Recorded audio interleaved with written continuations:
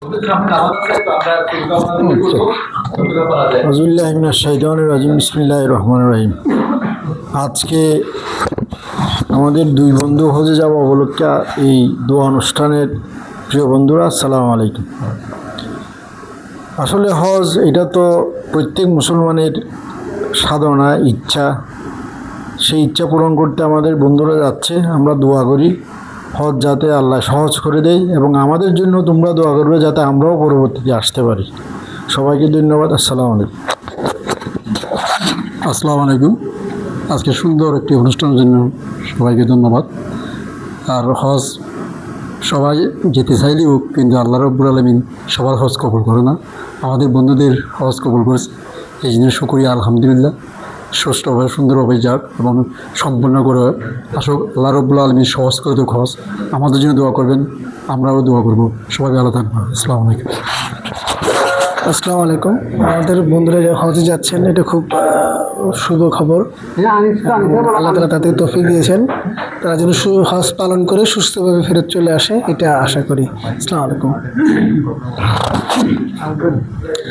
আসসালামু আলাইকুম। বিসমিল্লাহির রহমানির রহিম। আজকে আমাদের 25-এর বন্ধুরা হজে যাবে, ওই জন্য যে দোয়া অনুষ্ঠান, এখানে বন্ধুরা আমরা সবাই একত্রিত হয়েছি। আজকে চিটাগংয়ের ওয়েদার সবচেয়ে খারাপ। আমরা চেয়েছিলাম আরও বেশ কিছু বন্ধু একত্রিত হওয়ার জন্য। প্রায় 30-35 জন বন্ধুকে ফোন করেছি, আসতে পারে না ওয়েদারের কারণে। তারপর যাক, আলহামদুলিল্লাহ আমরা যে কোনো একসাথে হয়েছি। আমরা সবাই জাকিরের শুভকামনা করতেছি। আর ইসলামের 5টি স্তম্ভ থাকে: কালিমা, নামাজ, রোজা, হজ, যাকাত। তার মধ্যে হজ যাদের জন্য ফরজ হয়েছে, যাদেরকে আল্লাহ কবুল করেছে, তারাই হজে যাচ্ছে। তো আমরাও চাই আল্লাহ যেন আমাদের হজটাও সামনে কবুল, আমরা যেন যেতে পারি। আর জাকিরের জন্য দোয়া রইল যাতে সুস্থভাবে ভবিষ্যৎ হজ করে ফিরে আসে, আমরা যেন সামনে হজে যাইতে পারি। শুভকামনা রইল জাকিরের প্রতি। আসসালামু আলাইকুম।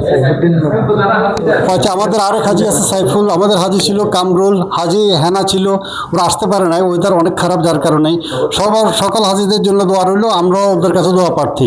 আসসালামু আলাইকুম।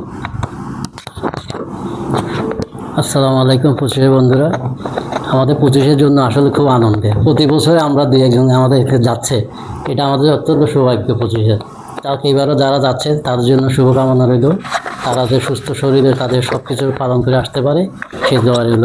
আসসালামু আলাইকুম।